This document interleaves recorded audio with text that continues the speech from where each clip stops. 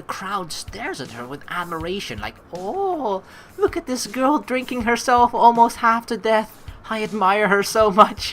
Why would people stare at someone with admiration while they're like drinking shot after shot of alcohol?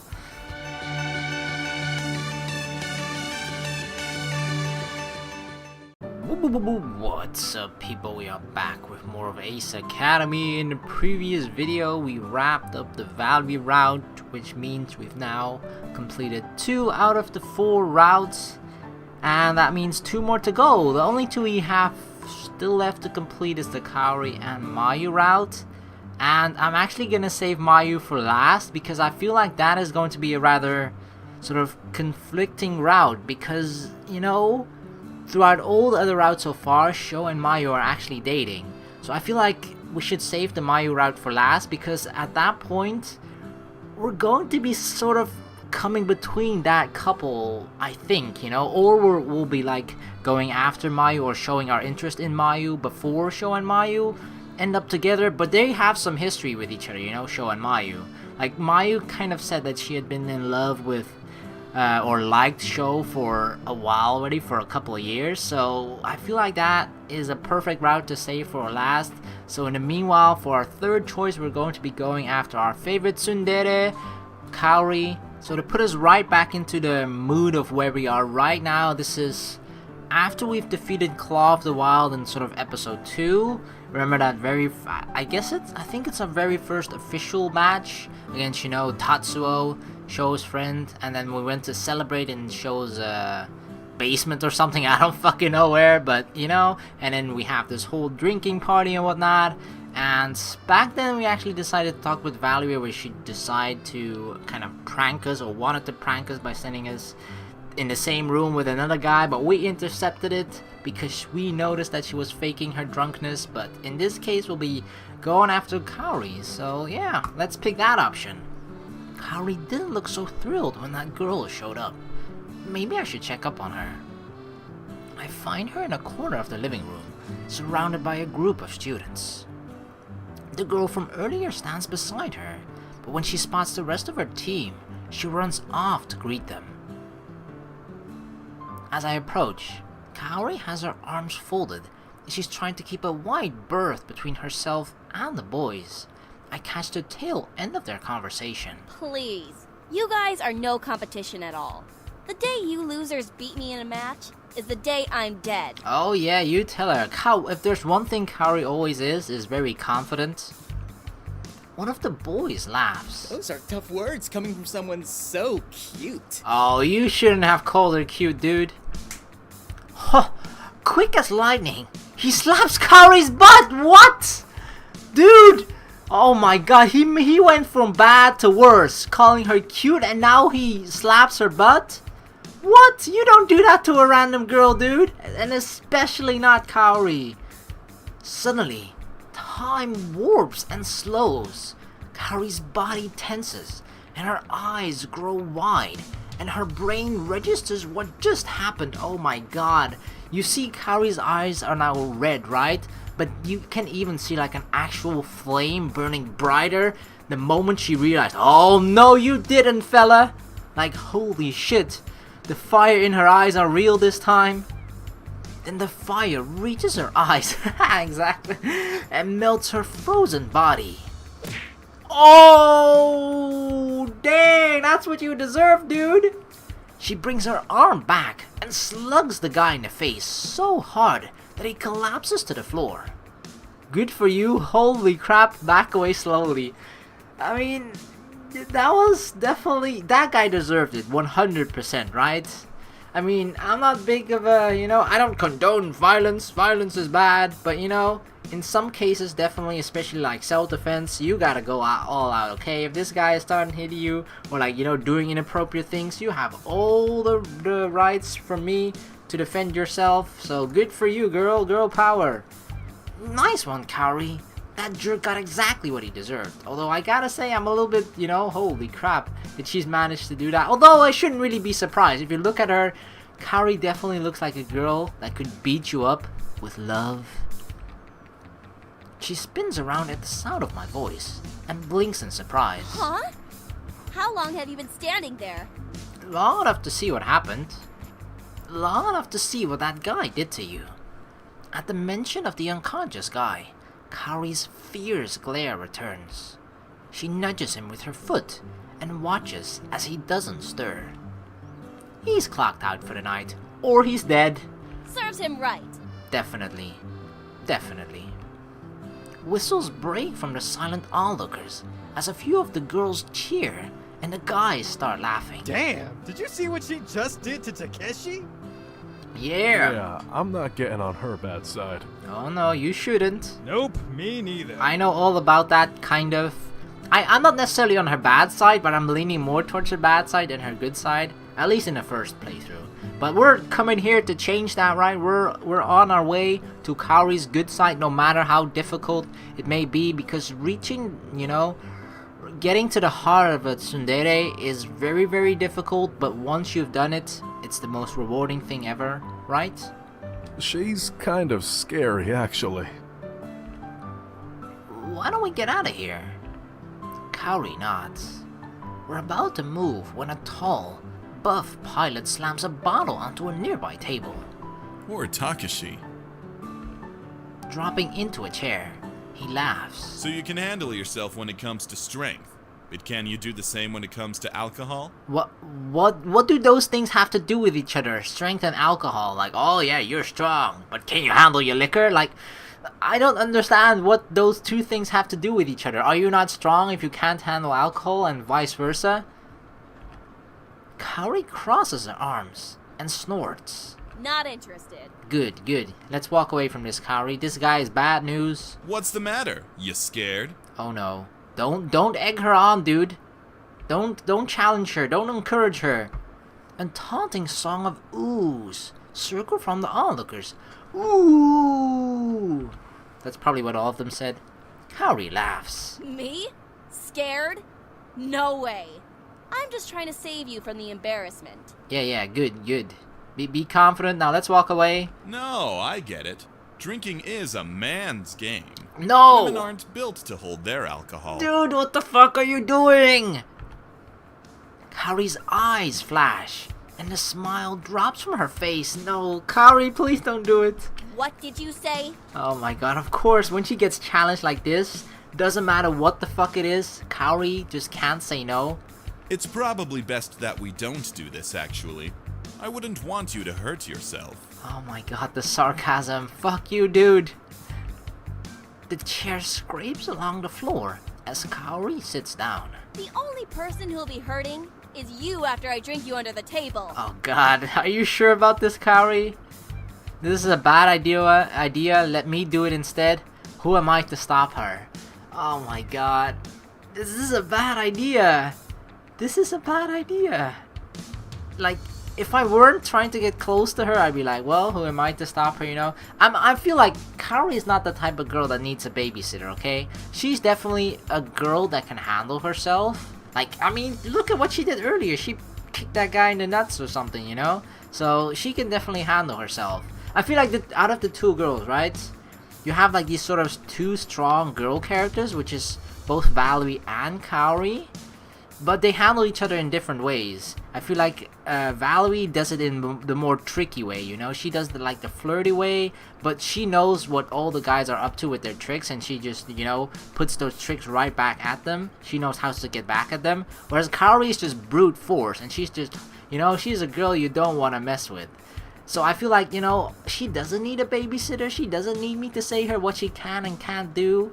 But still, maybe think it through. At least one more time. Are you sure this is what you want to do? Because this is not a good idea, I feel.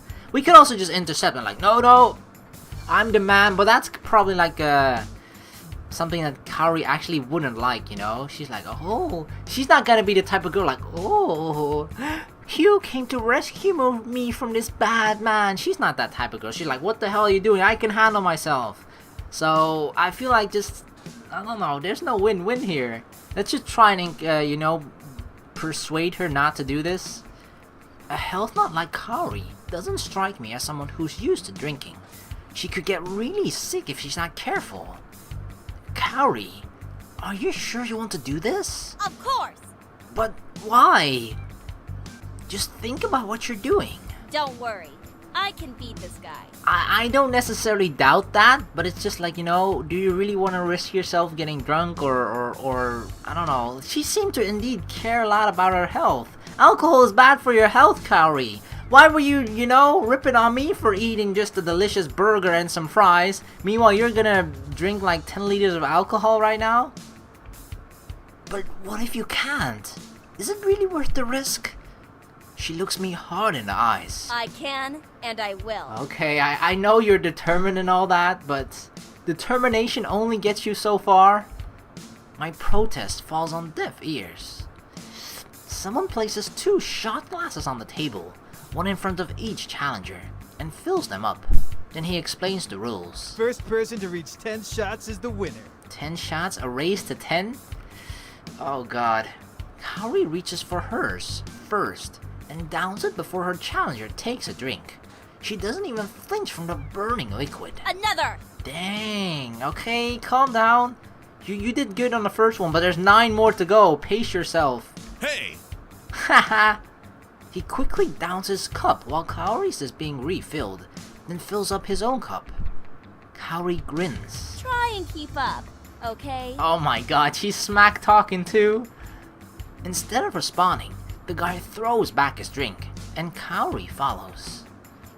An even larger crowd gathers around the pair as they drink shot after shot. Everyone watches with bated breath, but neither competitor shows any sign of weakness. Kaori is like a machine and empties her cup faster than it can be filled. The crowd stares at her with admiration like, oh, look at this girl drinking herself almost half to death. I admire her so much. Why would people stare at someone with admiration while they're like drinking shot after shot of alcohol? Her challenger keeps up a steady pace, and the race is close. After her 10th shot, Kaori slams her cup onto the table right before her opponent. Done! Dang, she beat that huge tall guy. Damn. Holy shit, I mean, she looks a little bit drunk, but that's kind of expected, I don't know what kind of shot it was, but 10 shots of something that contains alcohol. I mean, shots tend to have pretty high alcohol percentage content, so yeah, you're expected to be a little bit drunk. The crowd erupts into a roar of cheers as they eagerly congratulate Kaori and tease her challenger. The pilot tries to stand up, but looks a little queasy and sits back down. Kaori is also unsteady on her feet, but I catch her before she falls. I'm okay. You don't really look okay, nor do you sound okay actually. I let go, and she squints up at me. What did you do to your face? What do you mean my face? What's wrong with my face? Huh? Your face! It's so blonde. Oh my god, she's seeing blurry. Oh god, Kaori is really freaking drunk. I'm sorry? No, it's not bad. You like my blonde face? Is that what you're saying? Geez, Sho or Mayu should take Kaori home. I should take Kaori home before things get worse. I'll be the one that takes her home, okay? We went with her through all of this together, so it's I'll take it upon myself to take Kaori home. Yep, she's drunk, and it's late. I think it's time for her to leave before she embarrasses herself even more. Kaori won't be able to get home alone. I'd better walk her back, or drag her along probably. I help her to her feet. The thing is, with shots especially, at first you feel fine. You're like, oh yeah, that shot was nothing. 5, 10, 15 minutes later, you're like wobbling like, holy fuck, that's when it starts to kick in. Come on, Kaori, time to go. No! You can't tell me what to do. Oh my god, but that other guy could persuade you into doing this? As she talks, I lead her towards the door anyway. Fine, I'm going. But only because I want to go. Okay, Kaori, it's only because you want to go. Sure. That sounds like a very Kaori thing to say.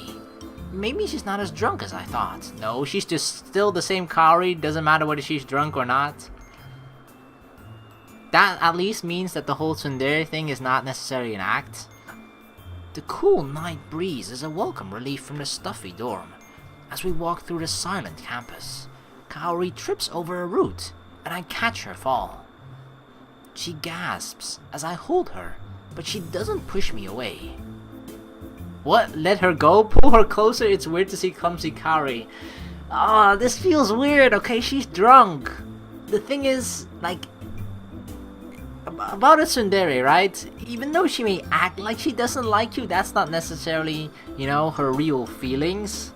So, I mean, you know, sometimes they're all like, baka, baka, baka, baka, luda, and all that shit, but that's not necessarily what they mean. But the thing is, she's incredibly drunk here, so is she only letting her this close with her because she's drunk or not? The thing is, you don't want to take advantage of a drunk girl, right? At least not, okay, definitely not. I was actually about to give an exception there, but I feel like there's really no exception to taking advantage of a drunk girl, unless she's your girlfriend, but then it's not really taking advantage of her, you know?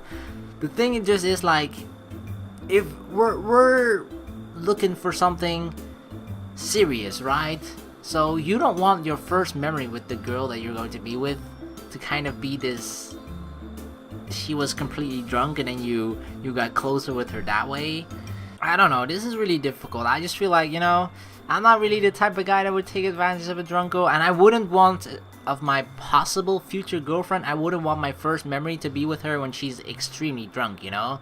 That's just, I would rather get closer to her when we're both sober, so I know that she's into me too, rather than it for her being just a drunken mistake or something like that, you know? Cause that's what happens to drunk people too. They like wake up in the morning like, what the fuck did I do? Oh shit! And then they remember and like, oh fuck, I made the biggest mistake of my life. I hugged Luda. Like, you know? I don't want that to happen, so I'd rather be just flat out denied when she's sober or get closer to her when she's sober than just get close with her only when she's drunk. So, it's weird to see clumsy Kaori. I immediately set her back on her feet. You need to be more careful. Thanks. It came out of the ground and attacked me. Yeah, sure. That's not how it happened. She's uncharacteristically quiet for a while. It's strange to see her so calm. Usually she's so fiery. Your reaction time is better than I remember. Yours is just extremely slow and delayed because of the alcohol. Thanks? You've improved a lot since our first match. Oh, she's complimenting us. What? This may probably be the alcohol talking, but this is something that... what was it, right? So, god dang it, I forgot, like, the best quote a viewer ever gave me. What was it again? Something like, a drunk person's actions are a sober person's thoughts? Does that still apply to a drunk person's words, though? Like, you know, I mean, actions, she spoke it, so I guess that's an action. So in this case, it's something that she actually thought, but her normal tsundere self wouldn't let her, you know, give these compliments to us. So, I'll take it, okay? These are words that I will always cherish, that she actually just complimented us, that we've improved a lot.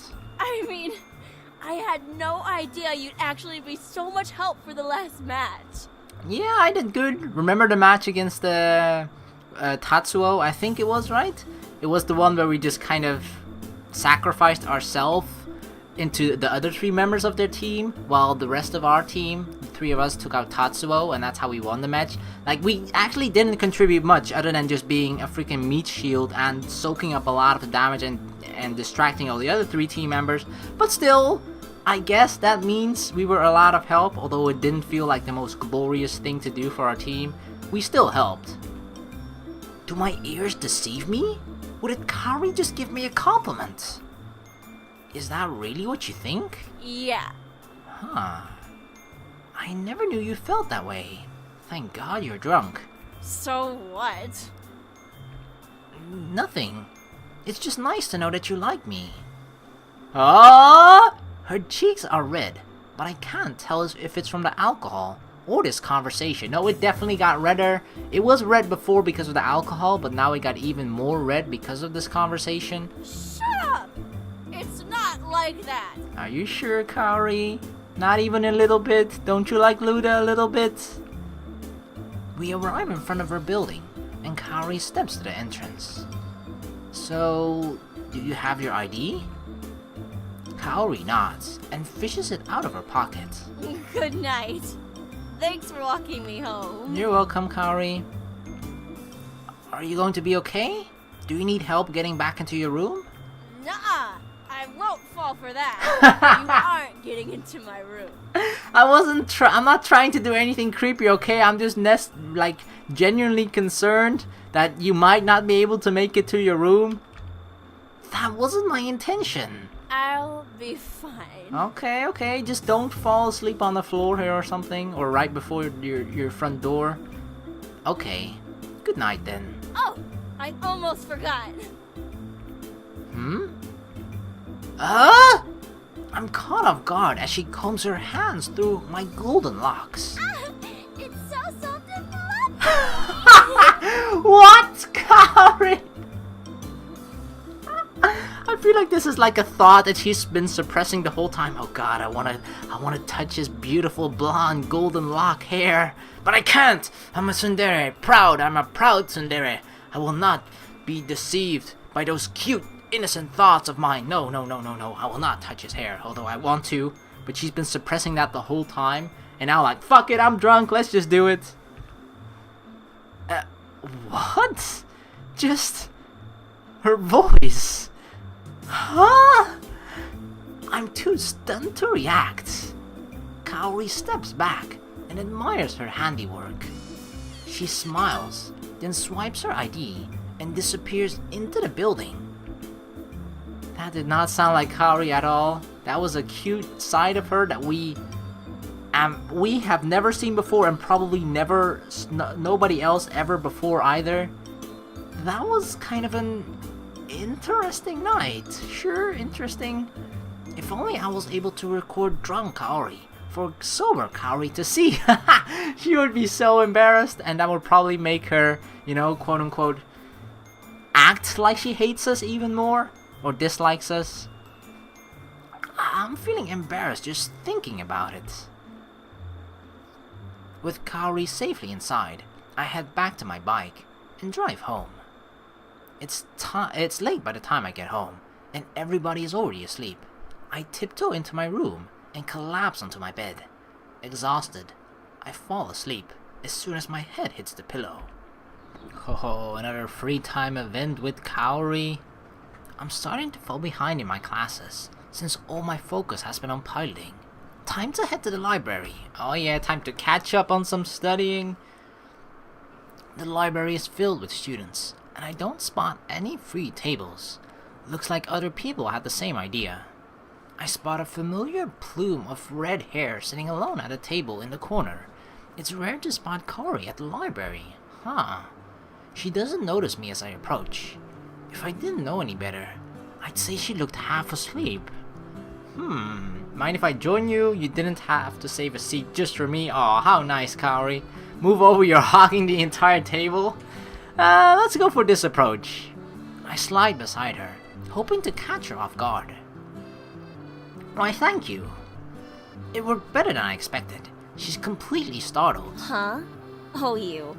What do you mean, oh, you? Like you're not pleased to see me? I thought we bonded at least a little bit after last time. You probably don't remember because you were completely drunk.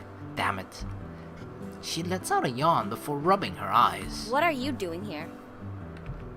This seemed like a good place to take a nap. Looks like you had the same idea. Kaori glares at me for a moment, almost as if she's trying to work up the energy to chastise me. Instead, she yawns. What have you been doing that made you so tired? I've been busy. Uh-huh. I knew it. What's his name? What? You with someone else? Are you already with that other guy? What? I don't... Shh. Library. Remember? Kaori's gaze shoots from one side of the library to the other. All of the students are busy with their own work, and no one seems to have noticed her outburst. She whispers. That's not why I'm tired, you idiot! You call that whispering? I was still shouting to me.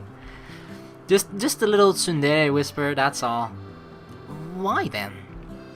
To my surprise, there's no sharp-tongued retort. Instead, she shrugs. It's nothing, okay? I've just been pulling a lot of double shifts at work. At work, because remember at that during our first playthrough, we actually it felt kind of random, but we decided to visit Kaori. What the fuck did I call her, Kaori? That's not a bad nickname actually, considering she's a health nut. Her name is Kaori. Kind of a little bit fitting. I don't know where the fuck that came from, but okay. Anyway, Kaori, right? we decided to visit her at the daycare center, right? And that felt a little bit random because we never even knew that she worked there or that she was at a daycare center or anything like that. But here she's actually starting to talk about it. So that's I feel like perhaps one of the things that they could have done a little bit better, because I feel like they assumed back then already that we had done this previous event with Kaori. Because now we're getting a little bit of context, like, oh, she works at the daycare center, probably, right? I'm pretty sure that's what she's going to be talking about. But at the other ones, they just assumed that we had done this, even though we hadn't chosen any of these free time events with Kaori. Therefore, we don't really know where she works at or that she worked at the daycare center at all. You have a job? Yeah, is that a problem? No. No, it's just surprising. Between the team and classes, I barely have time to do anything else. Yeah, I spend all my free time with my friends. If you care enough about something, you make time for it. True, definitely true. What kind of... None of your business. Oh, come on, Kaori. I secretly don't already know, but I want you to tell me yourself. I didn't even ask the question. You don't need to. It doesn't concern you. She's very protective of it. It concerns me if you're too tired to compete in a match properly, exactly. Don't let it affect your performance during our matches. Don't be stupid. I'd never let that happen. Okay, just asking. If it starts to impact my performance on the team, then you can gripe at me all you want. Until then, all you need to know is that I have another commitment, and I have to stick with it. Okay, fair enough. She's getting pretty worked up. Maybe I should respect her privacy. I get it. When you believe in something, you've got to see it through. Kaori gives me a skeptical look. Yeah. Thanks for not making a big deal about it. It feels like that's something she really appreciates, because this is still episode 2. This wasn't too long after the whole, drinking thing with Kaori. Later on in one of the other episodes after facing Mei, or actually before we fight Mei, you kind of eavesdrop, you walk into her argument with Mei, and when I chose to sort of not to sort of say like, oh yeah, that's your own business, I didn't hear anything, okay, she seemed to appreciate that. So she actually likes the fact that people don't or if you don't, or I particularly don't poke too much into her own private business, because some people are very nosy, they really want to know, and they are really gonna push it like, come on, you can tell me please. And I feel like Kaori, it seems that she's the type of girl that doesn't appreciate that, and then it's going to explode even more, so we do not want that. I nod and let the subject drop. She returns to her notes, and as I pull out the textbook from my bag, she's one of those girls that probably just, at some point she's going to be coming to us to tell it, rather than, we have to push her. She's just gonna come to us eventually. We both study together in silence. She continues to yawn every so often, and I can tell that she isn't at 100%. Oh well, not like I can do much. We can provide her with a comfy bed. After some time, we both say our goodbyes and head out. Another free time event with Kaori. I'm finally done with the classes for the day. For some reason, I'm strangely tired and don't feel much like hanging around campus. I'll go home and rest up. Wait, what happened with hanging out with Kaori? I walk to the parking lot and spot my bike where I left it. As soon as I reach it, a sleek white car pulls up and blocks the exit. Hey! The car has tinted windows and looks like something way out of my price range. Pfft, rich people, huh? As I can only see the back of the car, I guess that it might be a Panther. Although the engine is still running, there's no movement from the car. That's kinda weird. Are they waiting for someone? Are they here to kidnap someone? If so, I'd wish they'd pick a different spot. How am I supposed to leave if they're blocking the exit? Besides, wouldn't it make more sense to pick someone up closer towards campus and not in the heart of the parking lot? I hop on my bike as I ponder these questions. Just as I'm about to back out, the passenger door opens and a smooth leg steps out. Following the leg is a cute girl with red hair. Wait a minute, Kaori. Girl, hey, wasn't that the Miguel dude? That's Kaori. Duck out of the way, stay still. I don't know. That's kind of like spying, right? Fuck it. I hop back of my bike and hide behind a parked car. Like, if I didn't know, that's I feel like the unfortunate thing, because I kind of purposefully in my first playthrough didn't pick any Kaori free time events, but at one point we were kind of forced into it, and that was the one at the daycare center. Like, that was the only option left, and I feel like that scene alone has a lot of, context built around it, but because we didn't do all the other previous free time events with Kaori, all that scene seemed very random to us, right? So, like, now we know, because I played that one scene where we see Uncle Miguel and the daycare center and whatnot, we know, like, oh yeah, that's Uncle Miguel. But now, if we hadn't known that, if we hadn't played that particular scene, then we'd be like, ho, who the fuck is this guy? What is she doing stepping out of that car? Why is she dressed like this? This looks an awful lot like prostitution, shit like that. So, but now we can't even do that because we kind of know already, spoilers. We've been spoiled that this is Uncle Miguel and what it's probably about, so it seems less suspicious than it otherwise would have if we hadn't known any of that. So that's a bit unfortunate.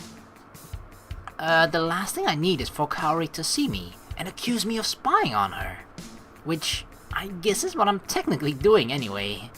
The driver's side door opens and an older man steps out, He looks European. Definitely not Japanese. I guess he's in his mid-30s. And I can tell he keeps in shape by the way his shirt clings to his biceps. Oh, Uncle Miguel's got the muscles. He reaches into the back of the car and hands Kaori a bag.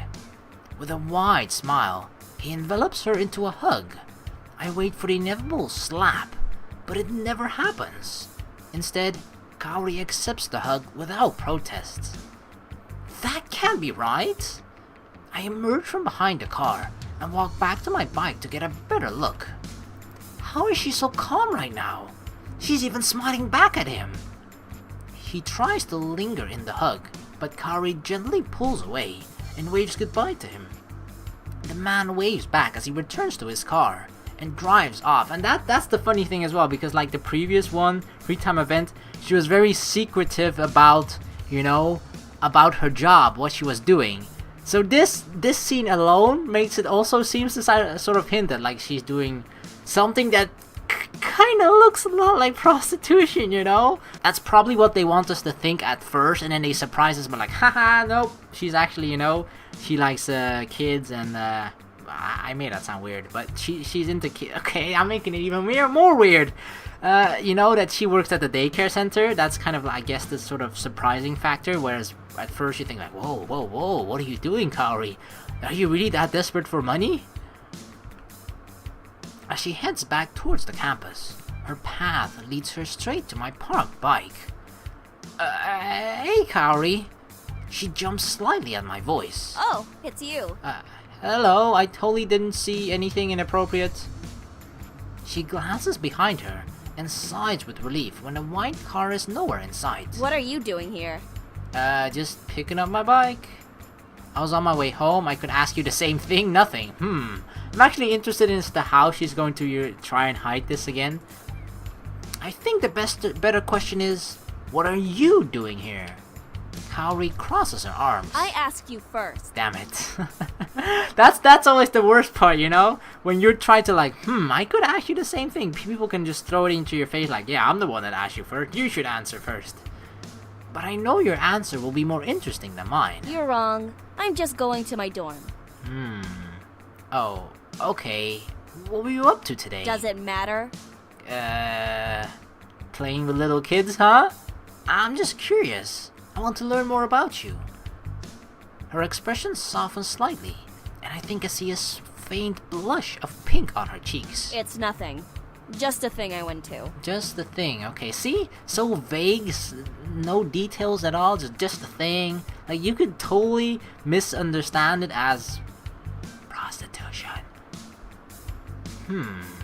Kaori is being really evasive. Well, I'm curious as to who that man was. It's obvious she doesn't want to talk about it. Continue to pry, leave it alone. Well, we learned last time that it's better to leave it alone. I should respect Kaori's privacy and trust that she'll tell me when she's ready. Okay, if you say so. She nods. I'm going now. I'll see you later. See you later, Kaori. Yeah, later. I wonder what that was all about. As soon as Kaori is out of view, I kick my bike into gear and head home. And another free time event. I should check up on Ego and see how bad the damage really is. Hopefully it'll be fine or still be in fighting form, even without the repairs from a sponsor. So at this point we don't have the sponsor yet. When I arrive in the hangar, I see a familiar face. Kaori is circling her gear with a critical eye. I guess we had the same idea. Hey Kaori. She nods at me. How does it look? Kaori looks solemn. It could be better. The damage is mostly cosmetic, but there is some damage here and here, which could impact performance. She points to the areas on her gear. This will reduce overall acceleration and top speed. It hurts the aerodynamic nature of Aura. She's certainly very knowledgeable. Aura? Yeah, Aura. The name of my gear. I mean, we knew that before, but she never really told us. We just picked it up out of the context of the conversation during, like, pre-battle, pre-combat, you know, when we were in a pre-combat room during the strategizing there. I suddenly remember a conversation I had with Sho regarding gears and their genders. Is it a she? Is it an it? Is it a he? Oh my god. I guess? Aura, I don't know. It doesn't really strike me as a female name. I don't think Kaori's the type of girl that would necessarily, oh no, it's definitely a female robot. Right? I'll just ask, isn't an it? Is Aura an it? She raises an eyebrow. What do you mean by it? This could be misunderstood in so many different ways as well. You know, like it. You know, being an inanimate object and all, it doesn't have a gender. No. Gears are the embodiment of a pilot. So, I would say they are referred to as the gender of the pilot. That's sure I can understand that. I still kind of stick with my old opinion on that, but I can understand this point of looking at it. Sure. Sho calls his a her. You're using Sho as an example of what a normal person thinks. True. Point taken. I'm a little surprised Aura has a gender. I didn't take you as a sentimental person. She looks calm, but her voice gets a little defensive. What's that supposed to mean? Just, I don't know. I mean, I get that the gear is shaped like a female for the purpose of sponsorship and to appeal to spectators. But I trail off, unsure how to verbalize my question without offending. How do you ask someone about the boobs of the gear? Luckily, Kaori seems to understand. Yeah, you know, the bulges. This frame is smaller for better agility. And Right, so what are the boobs for?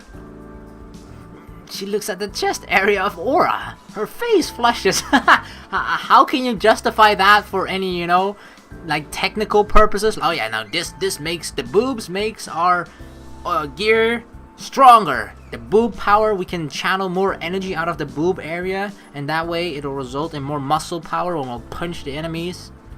extra storage space contains emergency energy packs for the thrusters, in case the core temporarily overheats.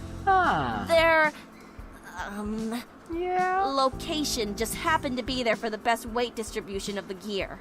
Okay, you did a pretty good job at that. No way did I believe it, but she did a pretty decent job at making it sound half convincing. Aura sounds no nonsense, and efficient. They really do embody their pilots. I suppose that makes sense. She nods. We both continue reviewing her gear. the silence only grows more and more awkward. So, how did you come up with the name? If I didn't know any better, I would think it was named after the anime Ninja Ranger.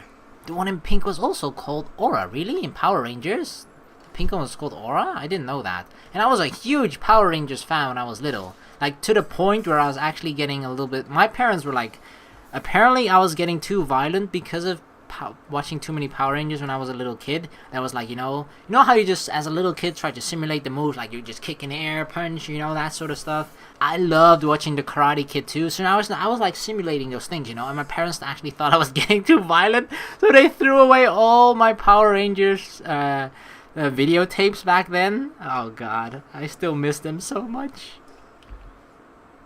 Kaori glares at me. Yeah, so? It is named after her. Oh, okay. Are you serious? Good joke, you almost had me. Really? I raise an eyebrow and question, girl, I'm a huge Ninja Power Rangers fan. You? Into anime? Or are they not talking about Power Rangers? As far as I know, Power Rangers isn't an anime, right? What's so hard to believe about me liking anime? Nothing. Now that I think about it, I didn't really consider what sort of hobbies Kaori has. Although anime would be on my list of probably not. Or impossible for her. Hey, anime does not discriminate, okay? Everybody can watch anime, doesn't matter who or what the fuck you are.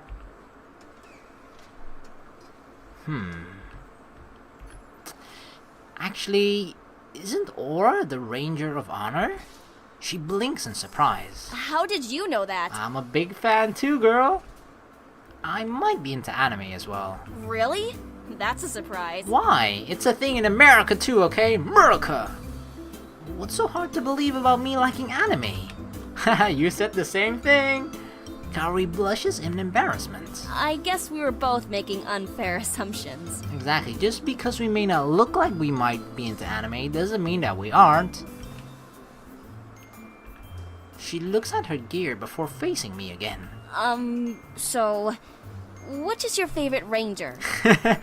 Oh, we're actually having something in common now.